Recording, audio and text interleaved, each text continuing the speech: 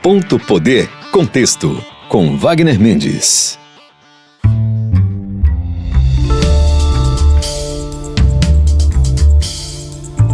Estamos começando mais um Ponto Poder Contexto na sua Verdinha FM 92.5.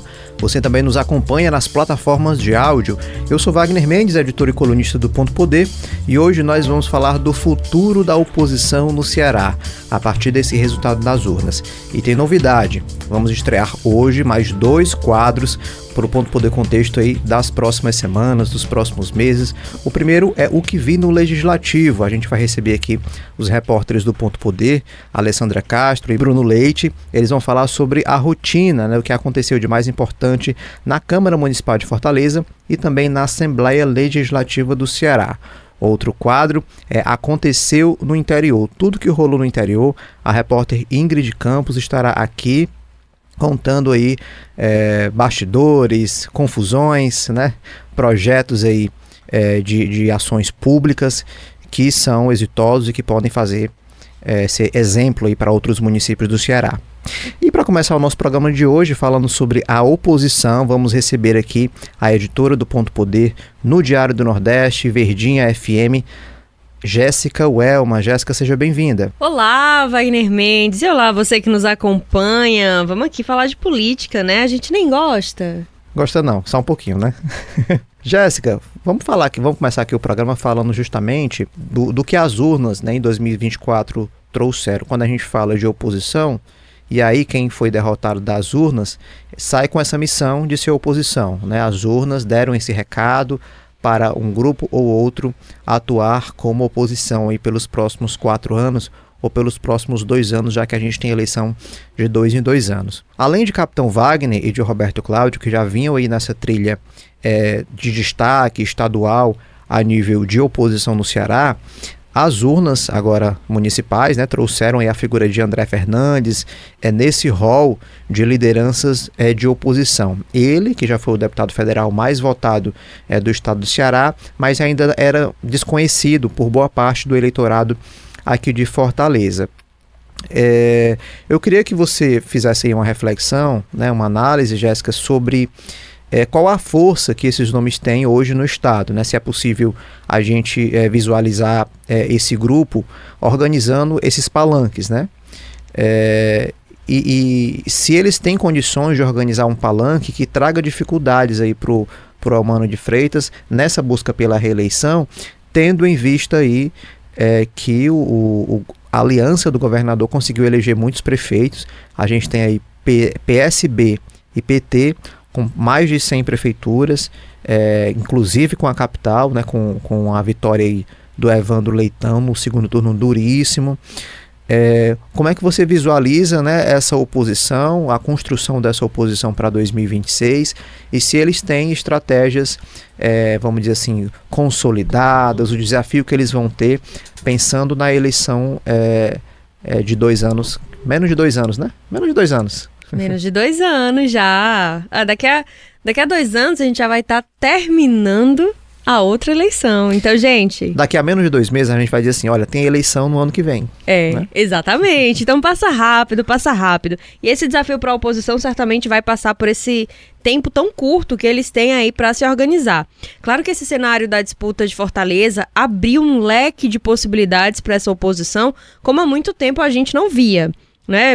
Tivemos uma oposição inédita completamente, tanto por esse aspecto da figura do André Fernandes, como pela junção do Roberto Cláudio, que era um nome que construiu uma carreira na base governista, depois como foi ali para a oposição, vinha construindo aí esse caminho. Esse apoio ao André Fernandes selou muito essa postura de ficar na oposição ao grupo governista do estado. Capitão Wagner se unindo a esse grupo também, foi um adversário de Roberto Cláudio em outras eleições, acabou mesmo assim durante essa campanha de 24 tendo desgastes com o André Fernandes, mas eles fecharam ali o processo eleitoral juntos, né? Então é o cenário agora de a gente pensar em como que esse pós-24 vai ser administrado por esse grupo.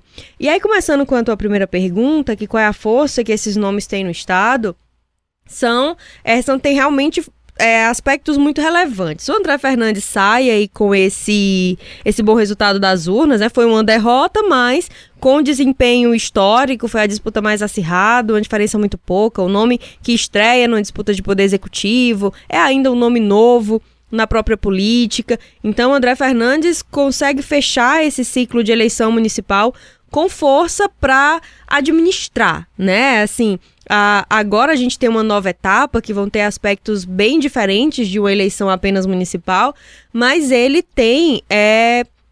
Ele sai, assim como a gente pode dizer, com bastantes elementos que ele pode colocar aí numa mesa, colocar em jogo. Capitão Wagner, até agora, assim, era um nome que a gente tratava como o principal nome da oposição até pouco tempo, vem construindo essa figura de oposição há muitos anos, há mais de uma década. Tem hoje, é presidente de um partido que é muito forte nacionalmente, que vai chegar na eleição de 2026 com bom tempo de rádio, de TV, com recurso. Então, o Capitão Wagner tem uma força também que ele conseguiu construir, apesar das derrotas nas disputas para o poder executivo.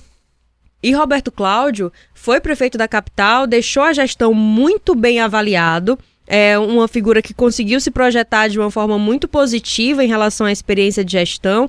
Ele tem essa bagagem com ele, que ele segue administrando. Agora, é quem talvez aí tenha alguns pontos mais sensíveis, porque a situação dele dentro do PDT hoje é muito delicada ainda. O partido está dividido sobre que posição vai seguir aqui no estado. Ele é presidente municipal, então ele esbarra aí na hierarquia mesmo da gestão partidária, mas é um nome que é muito bom também de discurso, de presença, que tem uma experiência também, viu funcionar muito bem a roda de diálogo com o interior, com prefeitos no interior. Então ele traz também essa bagagem que isso soma na estratégia de oposição.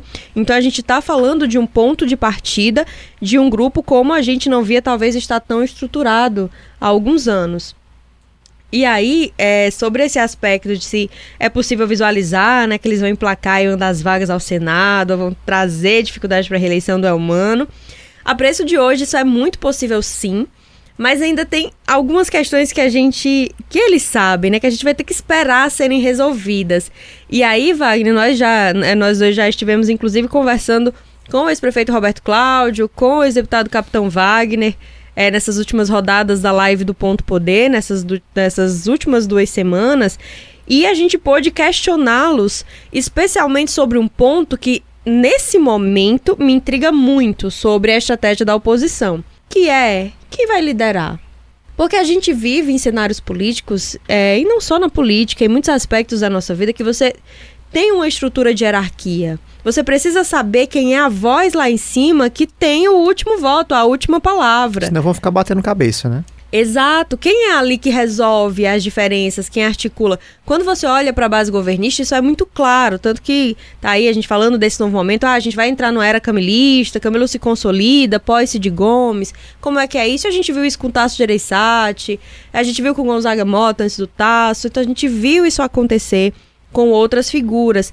E na oposição, quem vai conseguir dar essa centralidade, sabe? E aí, antes de a gente seguir com a nossa conversa, eu vou aproveitar para a gente trazer as falas de Roberto Cláudio e de Capitão Wagner sobre isso, e depois de a gente observar, vai ser legal a gente entender aí algumas semelhanças em como eles estão avaliando isso. Então, bora dar uma conferida primeiro na fala do ex-prefeito Roberto Cláudio e depois na do ex-deputado federal Capitão Wagner. Vou usar uma palavra bem petista agora, viu? mas aí não é retórica não, é prática. Eu acredito muito nos coletivos, de verdade, sempre acreditei.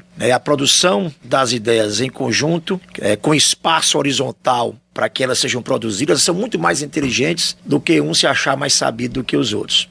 Então, assim, essa sempre foi a minha filosofia na política, de a gente agregar, juntar as pessoas e tal. Eu acho que só o tempo vai tratar de colocar esse trem que você sabiamente fala nos trilhos. Eu acho que a gente vai ter que ser muito desprendido, sabe, de projetos pessoais para 26 e, ao mesmo tempo, muito convicto, antes de mais nada, da responsabilidade que cada uma dessas forças tem na oposição. Agora, voltando ao seu questionamento, eu acredito que há uma dificuldade de definir quem seria a liderança, porque há naturalmente por parte de quem está no governo uma liderança que surgiu do cargo que ela ocupou. Hoje o Camilo é o líder porque o cara que foi governador, que foi eleito senador, que hoje é ministro, e a partir desse cargo e a partir da força e da estrutura que tudo isso representa, facilita essa hierarquia, diferentemente da oposição que não tem esses espaços para poder definir de forma mais clara.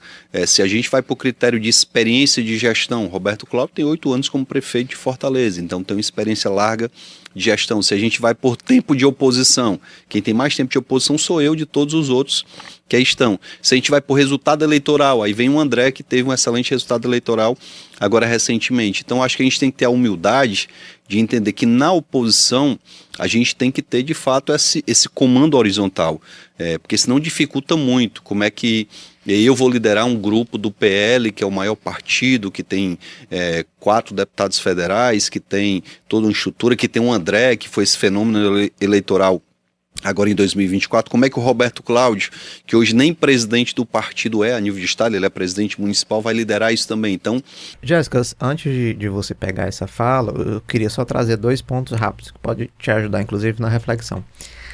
O Roberto Cláudio fala em coletivos, né? Foi um ponto, inclusive, que ele foi bastante criticado pelo grupo do Camilo, lá no rompimento de 2022. Ele fala, não, mas o PDT tinha essa questão interna, o PDT resolveu, né, o coletivo resolveu.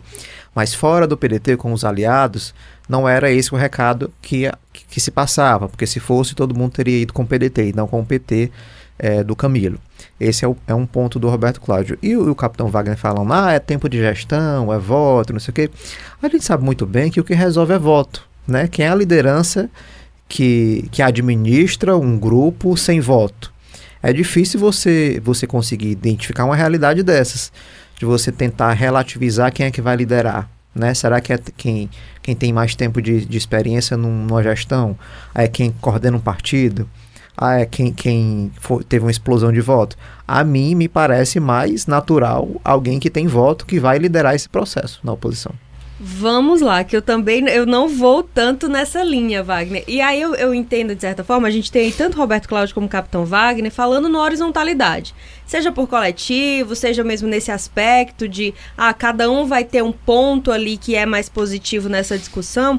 E se você reparar bem, quando o Capitão Wagner coloca esse tripé de, um tem experiência de gestão, o outro tem mais tempo de oposição e o outro tem voto.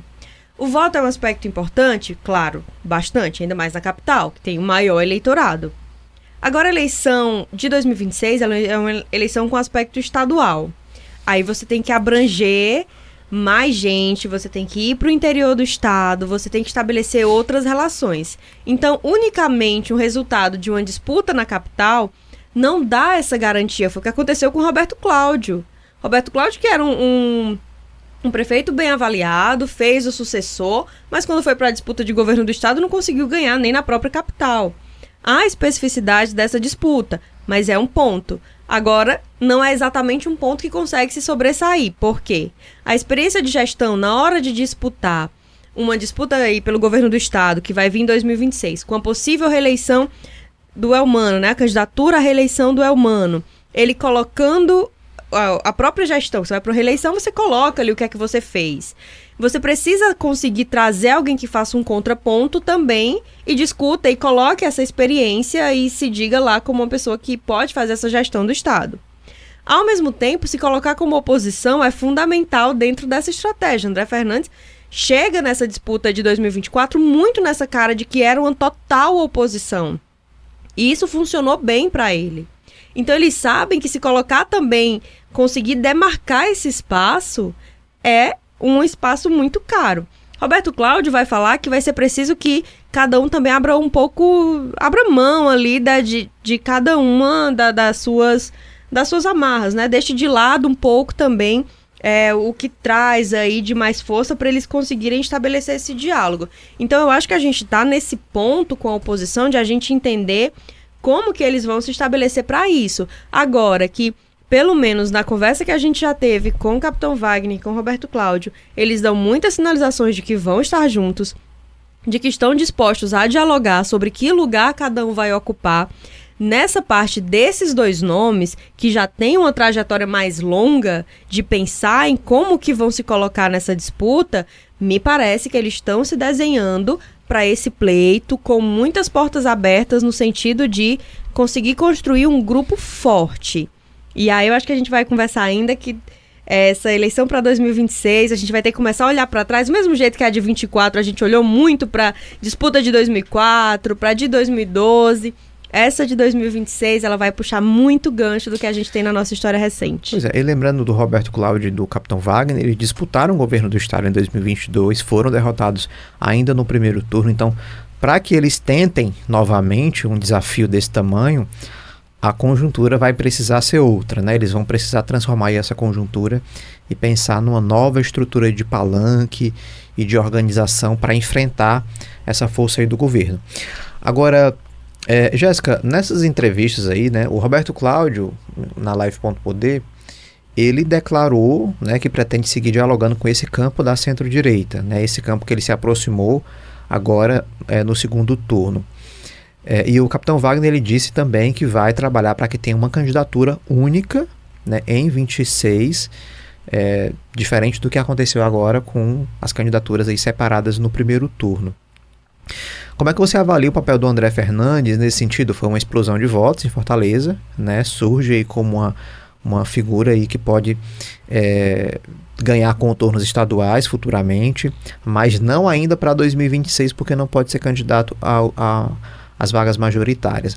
Como é que você observa, né, o papel do André Fernandes nesse processo, tendo em vista da força que ele ganhou, mas de não poder usar essa força para ele mesmo como candidato, né? Ele vai precisar dialogar, vai precisar unir os partidos, ter uma maturidade, né? Que a idade muitas vezes pode ser desafiador para ele nesse momento, mas ele vai precisar administrar esse capital político com esses aliados mais experientes do que ele, com mais tempo de urna, por exemplo.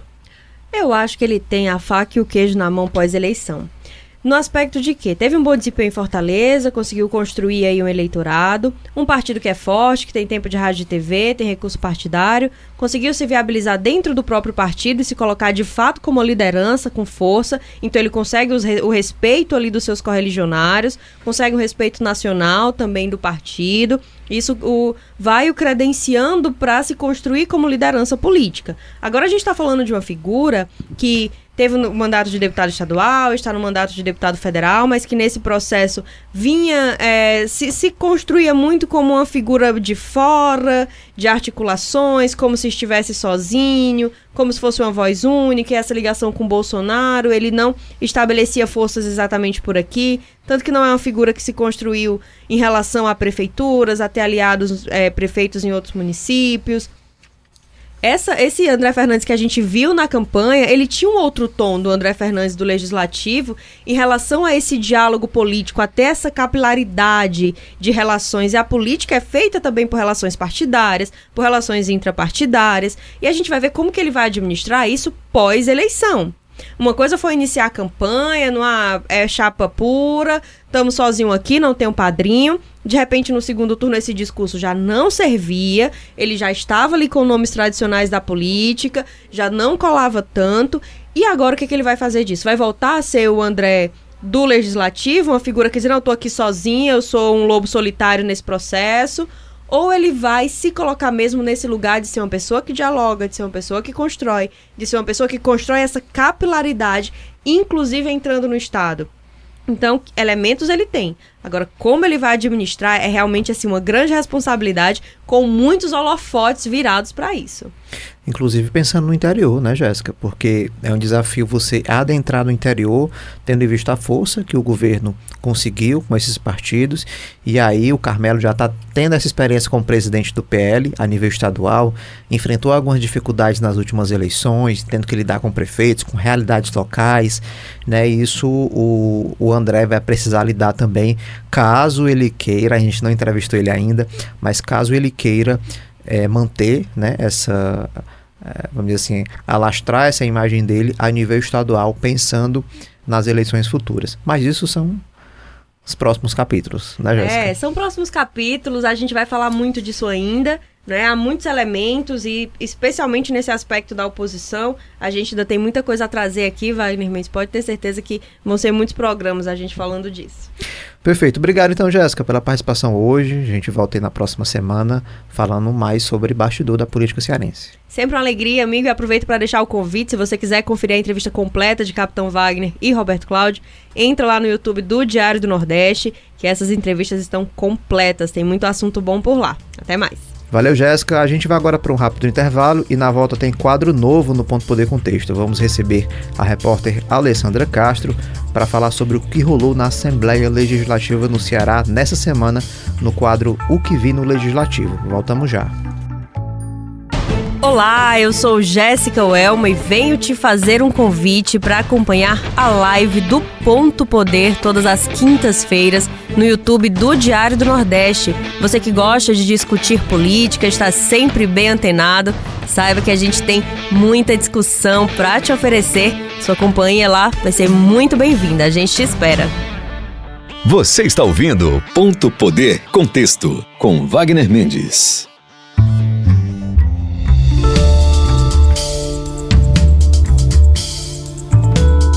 Estamos de volta com o Ponto Poder Contexto aqui na Verdinha FM 92.5 e nas plataformas de áudio. Recebemos agora a repórter do Ponto Poder, Alessandra Castro, para a estreia do quadro O que vi no Legislativo. Seja bem-vinda, Alessandra. Muito obrigado, Wagner. É sempre um prazer estar aqui com vocês. Alessandra, a gente acompanhou aí nessa semana, né? Inclusive publicamos lá no Ponto Poder do Diário do Nordeste, que o presidente da Alesse, o Evandro Leitão, né, prefeito eleito, ele entregou nessa semana o novo plenário da Assembleia, que foi reformado aí após o incêndio. A gente noticiou também esse incêndio e toda a polêmica que estava por trás da reforma desse plenário, né?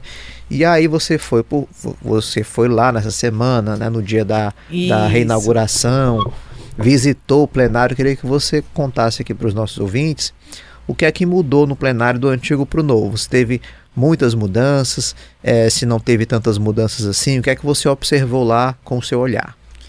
Pois é, Wagner, o plenário foi entregue nessa semana, né? E olha só, o que é que mudou? Não teve tantas mudanças em relação à aparência do plenário como era antes, né? Mas o que é que mudou? A fachada da entrada do plenário mudou. Antes já era aberta, não tinha nenhum obstáculo até você chegar à recepção do plenário, né? Hoje, agora, tem portas de vidros com paredes revestidas em mármore, tá? Um negócio, assim, bem vultoso, assim, vamos dizer assim, grandioso. Chique, né? Mais chique. Tá chique. Parece, alguns até brincaram, assim, algumas pessoas brincaram que tava parecendo uma fachada, assim, de hotel, sabe? E aí você entra nesse espaço, Wagner, e aí já tem a recepção, que ela mudou de local, assim, só a disposição da recepção, né? Mas é naquele mesmo ambiente. O acesso para a Rádio Assembleia e também para o Departamento Legislativo, que fica ali um pouquinho antes da entrada principal do plenário. E aí depois você vai para o corredor e o plenário. A estrutura segue a mesma, mas basicamente o que foi que mudou, o que é que você vê de diferente lá no local, é em relação à cor do plenário agora, é verde, está revestida por um carpete verde, as paredes estão verdes, as bancadas de mármores são verdes, então você vê esteticamente mais essas mudanças. Mas vale ressaltar, Wagner, que esse prédio da Assembleia, ele tem quase 50 anos, certo? Ele está localizado ali na Avenida Pontes Vieira, e essa é a mesma idade que tem o plenário, né? Esse prédio ele foi inaugurado em 1977, só para a gente ter uma noção. E aí foram feitas essas reformas pontuais, assim, que esteticamente que a gente percebe menos mudança, mais na aparência e tal, de detalhes, cores, algumas disposições de coisas. Mas estruturalmente tudo ficou preservado após o incêndio, então se manteve aquela mesma estrutura ali e o resto é estético, né? Foi que não mudou tanto. Alessandra, de obra lá? Então, o incêndio foi no dia 20 de junho e foi entregue agora em novembro, né? 4 meses após o incêndio. Claro que nesse intervalo aí teve o período de contratação da empresa, mas foi bem rápido porque foi com dispensa de licitação. Então, vamos botar aí uns 3 meses de obra, mais ou menos, né? Desses 4 meses que houve um incêndio. E aí, Wagner, lá o atual presidente, né, da casa, o Evandro Leitão, ele falou que concluiu essa reforma, mas que tem algumas pendências ainda no prédio, porque o prédio da Assembleia ele é dividido em anexos. Dentro do único prédio tem vários anexos ali naquele local, e ele fez a reforma da parte elétrica, um dos pontos que ele destacou como principal, né, já que o incêndio pode ter ocorrido devido à parte elétrica do local que já era muito antiga e foi reformada agora. Ele fez a reforma da parte elétrica ali do plenário e do entorno do plenário, mas não de todo o prédio da Assembleia. E aí esse é um dos pontos que ele disse que deve ficar para o seu sucessor, para o novo presidente da Assembleia, uma vez que o Evandro deve sair até o fim do ano, né, para assumir a prefeitura de Fortaleza.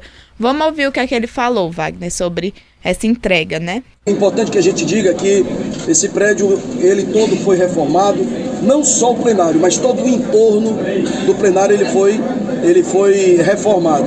A parte elétrica dele, nós aqui, a Assembleia, ela foi dividida em alguns anexos e nós precisamos ainda fazer a parte elétrica dos demais prédios. Nós estamos falando aqui de um prédio de mais de 50 anos, portanto precisa de nós estarmos aqui fazendo algumas mudanças, apesar de todas as manutenções que nós temos aqui contratos de manutenções de parte elétrica, hidráulica, ar-condicionado, mas enfim, até pela idade, nós não estamos falando de um prédio novo, nós estamos falando de um prédio que tem mais de 50 anos, então nós precisamos ainda fazer a troca dos outros anexos, da parte elétrica. Esse daqui já foi toda ele trocada, toda a parte elétrica, hidráulica, ar-condicionado, tudo foi trocado, até porque foi tudo a necessidade de fazer essa troca. Mas nós estamos aqui, eu tenho certeza que o próximo presidente que irá assumir, ele irá dar continuidade a todas essas manutenções, para que a gente possa ter cada vez mais um parlamento forte, não só nas discussões, nos debates, mas também temos aqui um prédio que dê segurança a todos e todas que venham aqui. Alessandra, qual foi o valor da obra total? Já tem? Sim, assim, a obra no Diário Oficial orçada foi em 23 milhões, um pouco mais de 23 milhões e uns quebrados, né? Esse foi o valor da obra com dispensa de licitação. Teve um ponto também que eu queria que você comentasse, sobre o telão aí de 5 milhões, né, de reais, que foi amplamente discutido na campanha eleitoral pelos adversários do Evandro nessa disputa duríssima pela Prefeitura de Fortaleza. Foi falado inclusive nos debates que ele tinha comprado um telão aí de 5 milhões de reais. Explica pra gente que telão é esse, você que viu o telão de perto, né? Esteve lá, que telão é esse de 5 milhões de reais, Alessandra? Pois é, Wagner, esse telão, viu, ele deu muito o que falar na campanha, principalmente, né, sendo apontado no segundo turno, ali na reta final da campanha eleitoral para a Prefeitura de Fortaleza, pelo principal opositor do Evandro Leitão, que foi o André Fernandes, né, que foi com quem ele disputou. Ele falava desse telão que custou 5 milhões. Na campanha ainda, o Evandro chegou a rebater em alguns momentos, dizendo que esse valor não custou só o telão, mas a modernização do sistema, né, que liga esse telão, mas só para a gente entender, já que eu estive lá, conversei com o Departamento Legislativo para entender como é que funcionava e vi tudo ali de perto. O que é que mudou? São 3 telões, tá? Antes já haviam 3 telões na Assembleia, um maior que é onde fica as presenças dos deputados. As votações, né? As votações aparecem nominalmente, né? E as presenças também. E os outros 2 ficam transmitidos. Em um fica para quem está participando da sessão de forma remota, então fica exibindo os parlamentares que estão na plataforma virtual, e o outro fica transmitindo a sessão. No caso, reproduzindo a transmissão da TV Assembleia, né, que transmite também a sessão plenária, que é a TV oficial da casa, no caso. E aí, Wagner, só para entender, esses 3 telões, eles foram danificados no incêndio, então foram 3 telões, certo? E aí, lá no local, o que mudou também? Só para quem está nos ouvindo entender melhor. Em cada mesinha dos deputados, onde o deputado senta, tem um sistema computadorizado ali, que está interligado a esses telões. Porque nesse sistema, os deputados já apertam a biometria, já fazem a biometria ali, para poder computar a sua presença. Porque a presença, ela é declarada mediante a biometria, para confirmar que é o deputado mesmo que está ali marcando a presença e não nenhuma outra pessoa. E aí né? tem que estar tudo interligado, porque você vota lá, você E é registra a muito presença, rápido, né? Exatamente, é na hora. Então, tanto é que tem, às vezes está alguma votação ocorrendo e aí um deputado está chegando e diz, não, peraí que eu vou dar meu voto agora. Aí corre lá na mesinha dele, dá lá o sim ou não, porque aí esse sistema agora, ele é todo digital.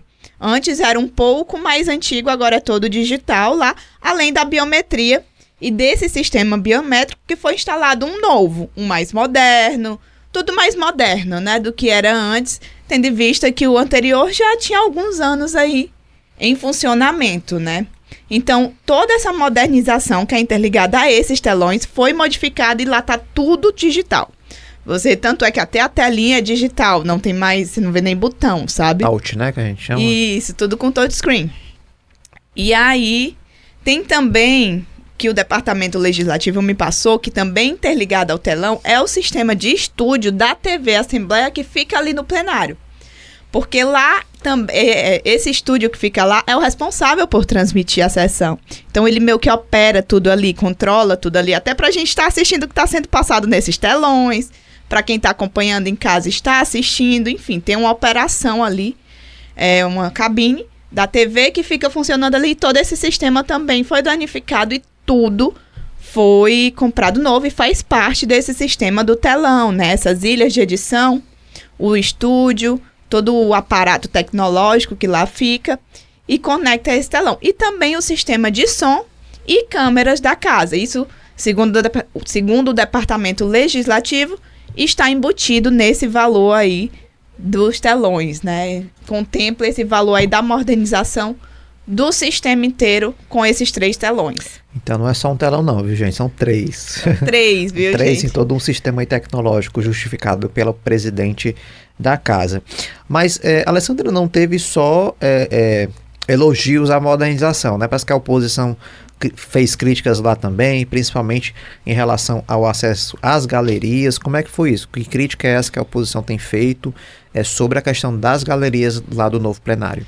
Pois é, Wagner, essa é uma cobrança já antiga da oposição, né? Que é o acesso à abertura das galerias para o plenário, porque hoje o acesso para as galerias é na parte externa do prédio principal da Assembleia Legislativa, principalmente ali para quando a população vai, a entrada é pela Avenida Desembargador Moreira, o acesso às galerias. E a entrada do prédio principal da Assembleia Legislativa é na Rua Barbosa de Freitas, certo? Então, quem está dentro do plenário, os deputados que ficam na parte de baixo, a galeria em cima do plenário, eles acessam por esse espaço, então eles não conseguem falar com algum manifestante que de repente está ali acompanhando a sessão. Enfim, eles não conseguem ter acesso a essas pessoas sem que elas saiam do local e dêem uma volta muito grande até chegar a eles ou eles chegarem a ela, né, caso eles vão. Então, essa é uma cobrança muito antiga da oposição para que abra um acesso da galeria diretamente para o plenário para facilitar esse contato com a população que acompanha a sessão ali nas galerias, né? Wagner, essa é uma cobrança e eles voltaram a fazer essa cobrança uma vez que foi feita a reforma no local e eles disseram, a gente já tinha falado da abertura das galerias, não é uma demanda nova, é uma demanda antiga e ainda... Mesmo com a reforma não foi feito, né? Mesmo com a reforma não foi atendida, né? Alessandra, mas você não foi lá só para ver, né, o prédio novo, não, né? Você Tá foi bonito, lá também para fazer a apuração de bastidores, saber o que é que tá rolando nessa saída do Evandro Leitão da presidência da Assembleia, né? Vai acontecer diversas coisas lá. São deputados que se elegeram prefeitos, que vão abrir vagas para novas pessoas. Mas eu queria conversar com você sobre esses nomes que estão cotados aí para assumir essa presidência da Assembleia Legislativa com a saída do Evandro. Que nomes são esses? O que é que está em jogo nessas negociações de bastidores? O que foi que você apurou por lá? Pois é, Wagner. Esse, inclusive, é o principal tema agora pós-segundo turno, né? Lá na Assembleia Legislativa. Com o fim das eleições, o que se conversa agora na Assembleia Legislativa, principalmente com a retomada do plenário ali 13 de maio, porque você consegue reunir todos os parlamentares no local agora, é a sucessão da presidência da Assembleia Legislativa do Ceará. E já tem uns nomes cotados, viu, Wagner? Já tem 6 nomes cotados, mas todos eles são da base governista. Vale ressaltar que o Evandro é da base governista, né? Ele é do mesmo partido do governador.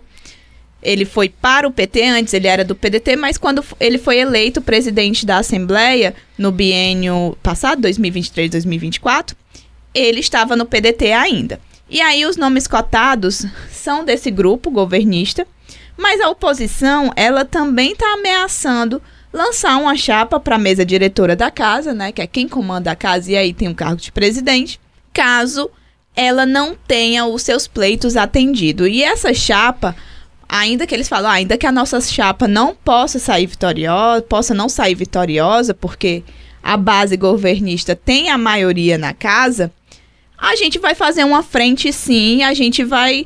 É para demarcar posição ali também, mostrar que tem relevância e trazer luz, né, para as demandas deles. Enfim, Wagner, mas vamos aos nomes cotados nesses bastidores lá na Assembleia Legislativa do Ceará. Para a presidência, nós temos Fernando Santana, do PT, Osmar Baquite, do PDT, Romeu Aldigueri, do PDT, Salmito Filho, do PDT, Guilherme Landim, do PDT, Sérgio Aguiar, do PDT. São esses 6 que estão cotados hoje. Vale ressaltar que o Salmito, por exemplo, Wagner, ele é secretário do Desenvolvimento Econômico do Estado, ele está licenciado do cargo, mas ele foi, inclusive, participar lá da reabertura do plenário para acompanhar esse movimento. Falou com a gente também, disse que se de repente o nome dele for cotado, ele pode sim voltar para casa e sair do governo. No caso, ele disse que seria uma honra, né? Ele não falou abertamente que irá fazer isso. Ele disse que, se meu nome for contado, fico feliz, estou à disposição. Que é como todos eles falam, né? Estou à disposição desse projeto, desse grupo. Agora, se você pegar esses nomes aí do PDT, né, Alessandra, esses nomes que você narrou, são nomes da ala do Cid Gomes, né? Não são pedetistas ali ligados ao Roberto Cláudio, por exemplo, ao Ciro. Então, são nomes ali que, inclusive, estão de malas prontas para deixar o partido, esperando, não sei se vão esperar a janela partidária, tem uma decisão, tem uma tramitação judicial, né, para eles deixarem o partido sem perder o mandato, tem toda essa questão, mas aí já são nomes que passam ali pela força, né, pela indicação do Cid Gomes, que está comandando agora o PSB, juntamente com outras lideranças, mas são nomes ali ligados ao Cid que podem ser contemplados ali com essa presidência da Assembleia. O que é que eles estão conversando aí de bastidores, das negociações, envolvendo inclusive outros cargos? Como é que está isso, Alessandra? Pois é, Wagner, inclusive isso é um tema bastante delicado ainda lá de se falar, sabe?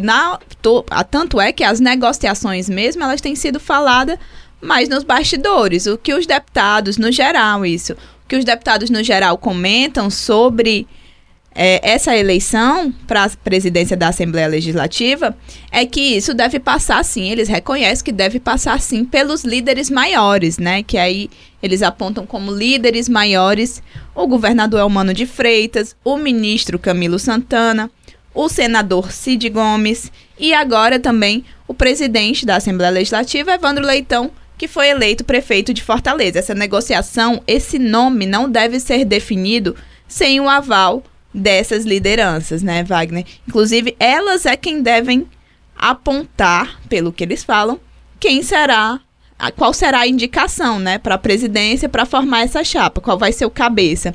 E aí, Wagner, nos bastidores, tanto a base como a oposição, principalmente na base, eles defendem que seja desse grupo do PDT, inclusive que continue sendo um indicado do PDT, justificando que o PDT tem a maior bancada partidária individualmente. Então, que essa já é uma tradição, que a presidência seja ocupada pelo maior partido na casa, então continuar mantendo essa tradição. E na oposição, eles têm uma grande rejeição ao PT, né? Assim, é uma grande dificuldade de aceitar que o novo presidente venha do PT. Isso, inclusive, Wagner, está na pauta na lista de pautas da oposição das demandas que elas querem ser atendidas, para poder consensualmente formar uma chapa única, como tem sido nos últimos anos, né, nas últimas eleições da Assembleia, que aí é lançada só uma chapa, então ela é consensual, não tem ali uma disputa. Mas, caso não seja atendida essas demandas da oposição, ela fala sim que vai lançar uma chapa representativa, porque eles têm deputados suficientes, né? E aí eles contabilizam os deputados do PL, os deputados do União Brasil e a ala do PDT, que faz oposição lá na Assembleia Legislativa.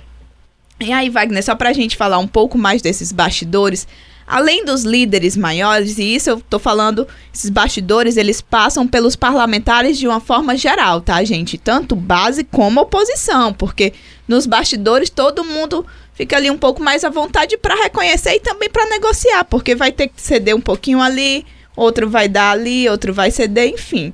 Vai ter ali um jogo de cintura a ser feito lá na Assembleia. E aí nos bastidores eles falam que essas negociações, elas vão envolver também acordos partidários sobre a indicação da Assembleia para a vaga de conselheiro do TCE, que está em vacância desde a morte do Alexandre Figueiredo, e também passa pela eleição da Câmara Municipal de Fortaleza, tá, Wagner? Porque lá na eleição municipal, essa base, essa presidência também interessa para agora o prefeito eleito, né? Que ele quer ter um aliado à frente do parlamento municipal para poder indicar ali, colocar suas pautas em votação tranquilamente, porque vale a gente ressaltar, inclusive, que é o presidente que decide que pauta vai entrar, quais são as pautas do dia. Por exemplo, o governador pode até mandar um projeto, ele começa a tramitar, é protocolado, vai para as comissões, mas ele só vai para a pauta de votação se a presidência botar lá. E é por isso que tem que ter um aliado do governador, por isso que eles querem tanto que seja um aliado deles, porque aí a pauta só anda se ele pautar de fato, né? Exatamente. Os projetos, as mensagens aí do executivo só avançam aí de fato se ele tiver se for do desejo, né, da presidência da Assembleia Legislativa. Alessandra Castro, a gente já está terminando aqui o nosso bloco. Tem mais um recadinho aí? Só para concluir, Wagner, para deixar, né, seguir aqui com o nosso Ponto Poder Contexto, só para concluir, agora o governador, esse grupo governista, na realidade, ele tem um desafio aí que a gente vai acompanhar.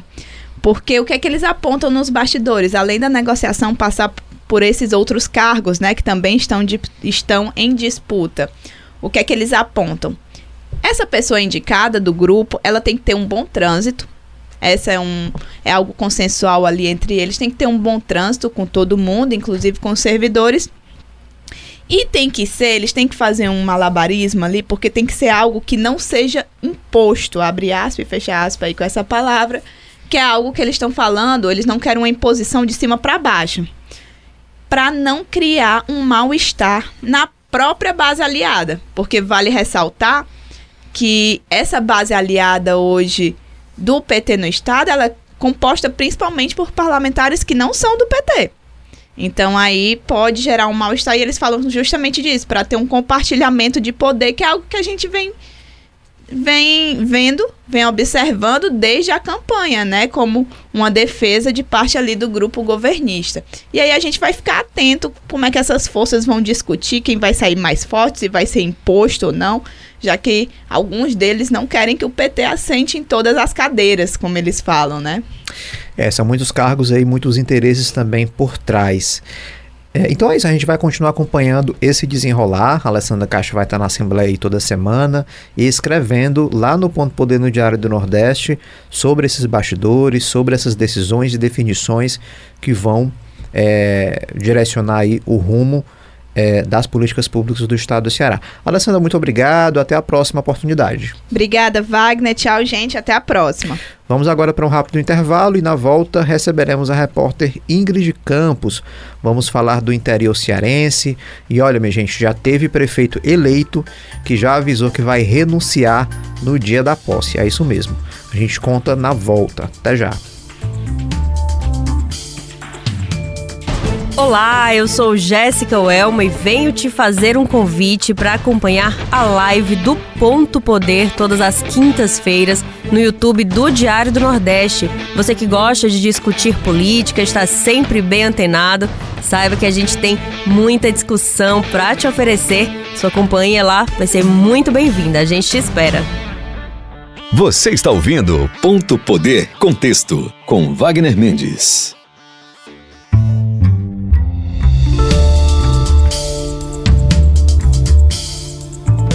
Estamos de volta com o Ponto Poder Contexto aqui na Verdinha FM 92.5 e nas plataformas de áudio. Vamos receber agora a repórter do Ponto Poder, Ingrid Campos, para o quadro Aconteceu no Interior. Seja bem-vinda, Ingrid. Olá, Wagner. Olá, ouvintes do Ponto Poder Contexto. Vamos lá. A gente passou aí a campanha toda falando sobre o interior, né, Ingrid? Mas do ponto de vista aí da eleição, né, da disputa eleitoral. Agora, com o Aconteceu no Interior, a gente vai falar de uma maneira mais abrangente, né, das políticas públicas, do que acontece nas câmaras municipais, rompimentos e ali ações públicas que sejam exitosas. A gente vai tentar conversar, né, com esses municípios, inclusive porque a nossa audiência, né, da Verdinha no interior é muito grande também. A gente vai tentar conversar com o máximo de trazer informações da maior quantidade de municípios que a gente puder aí ao longo dos próximos programas, e essa missão é da Ingrid Campos. Ingrid, queria começar falando contigo sobre um fato aí curioso, e não sei se inédito no Ceará. Seria interessante até a gente pesquisar aí nos livros de história para saber se algum prefeito já renunciou no dia da posse, né?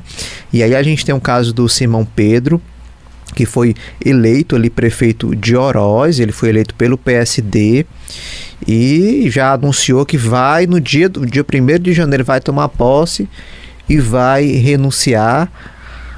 Conta pra gente que história é essa, por que ele já disse que vai fazer isso, Ingrid? Pois é, Wagner, a gente tem aqui em Oroz esse caso super curioso, né? O Simão Pedro, ele é suplente de deputado estadual e ele foi eleito para um 3º mandato, né, como prefeito de Oroz. Ele já tinha sido prefeito antes, mas aí o mandato foi finalizado, né? Ele conseguiu emplacar aí aliados na prefeitura e foi buscar outras empreitadas, né? E aí, nesse ano de 2024, ele voltou para essa disputa municipal ao lado da mãe, que é a Tereza Cristina Pequeno, né? Que foi a vice-prefeita eleita. Ela também já tinha sido prefeita de Oroz, né? E o que é que acontece, né? Aqui, o que traz esse caráter curioso para essa história é o fato de que ele decidiu não assumir esse cargo de prefeito, né? Porque na Assembleia vai haver ali uma oxigenação causada por essas eleições municipais, né? Alguns deputados vão sair para assumir seus mandatos como prefeitos ou vice-prefeitos, que é o caso da Gabriela Aguiar, né, que ela foi eleita vice-prefeita de Fortaleza agora, né, em outubro, em 2º turno, ao lado do Evandro Leitão. Ela é do PSD, o Simão Pedro é do PSD, ele é o primeiro suplente do PSD na Assembleia Legislativa e ele já tinha assumido uma cadeira nesse ano com a licença do Lucílvio Girão, né? Os partidos têm esse costume de fazer um rodízio ali, né, com os suplentes, e o Simão Pedro foi o agraciado da vez.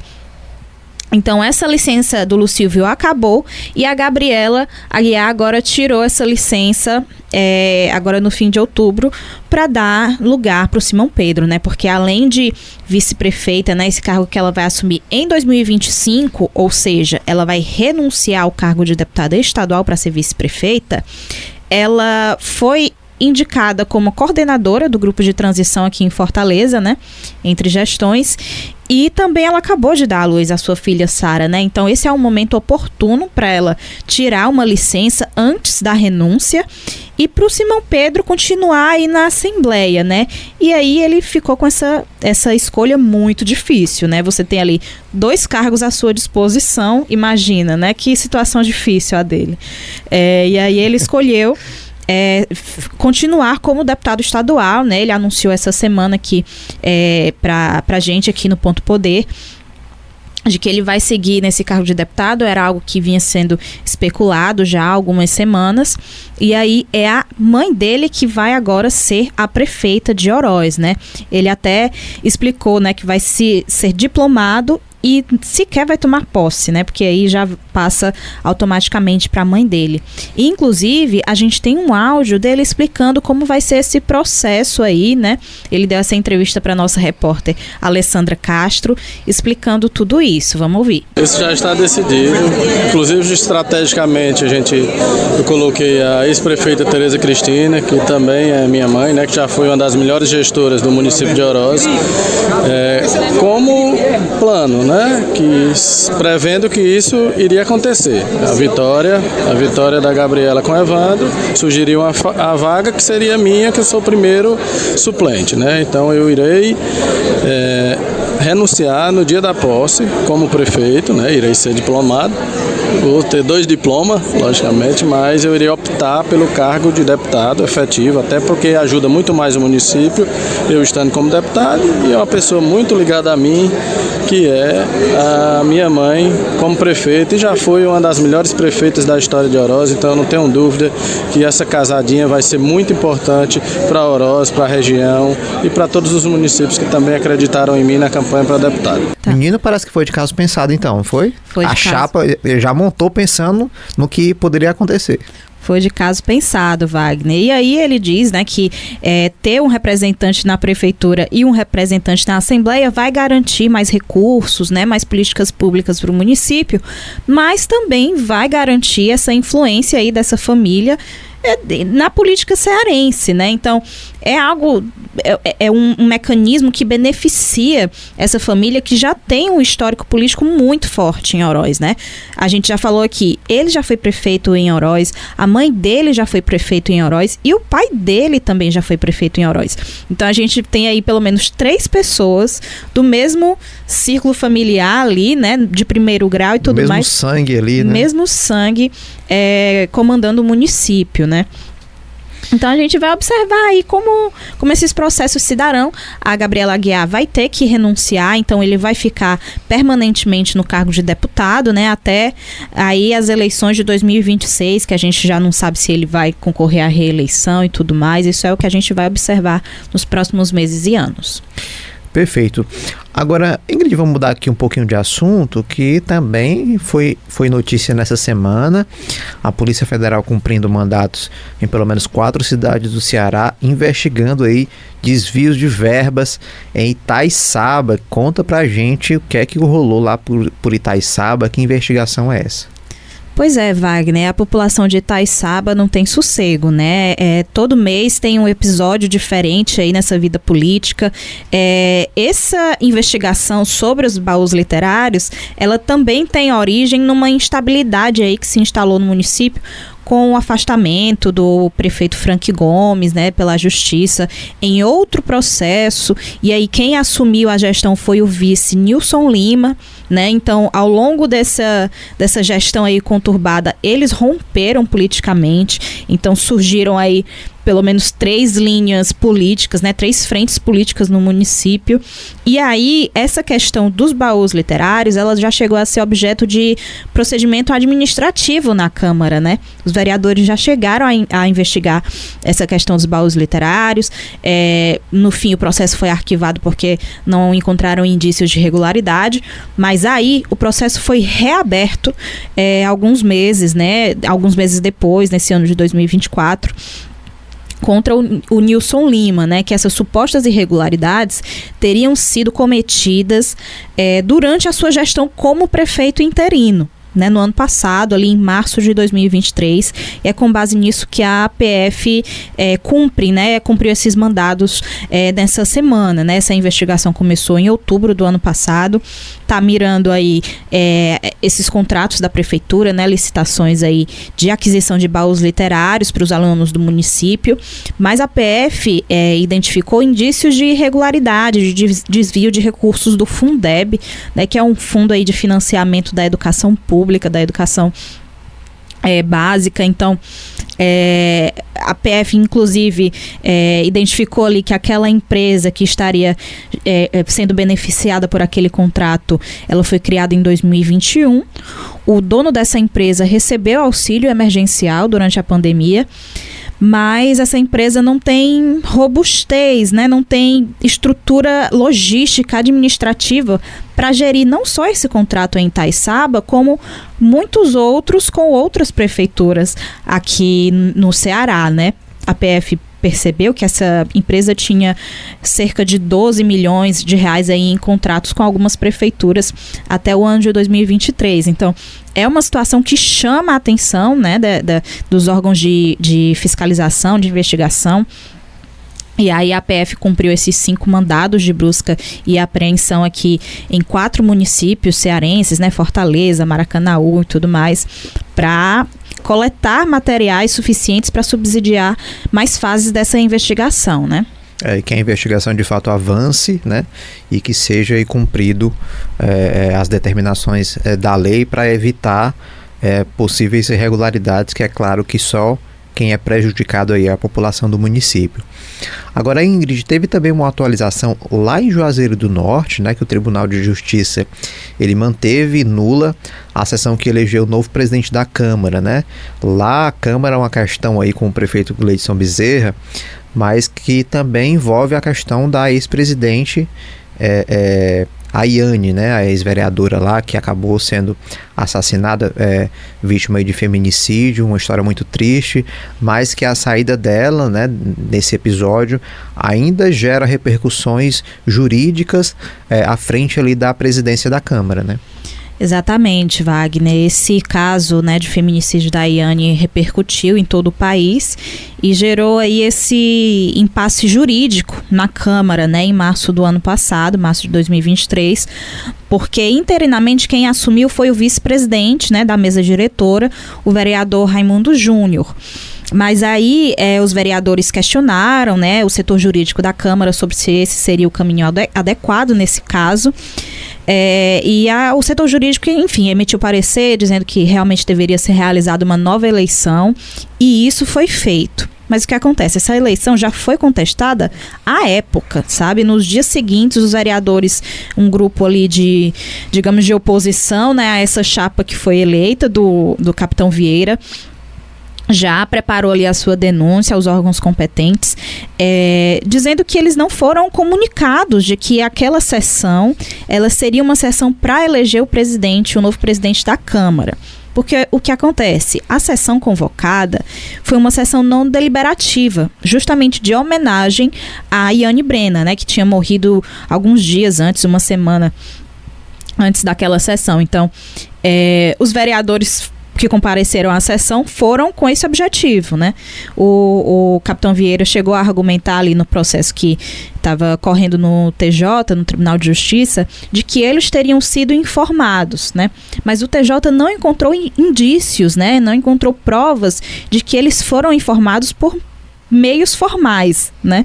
Poderia ter sido uma comunicação ali informal, no boca a boca, mas eles não foram comunicados disso. Inclusive, pelo menos 3 chapas ali começaram a se organizar, né, para pleitear esse cargo.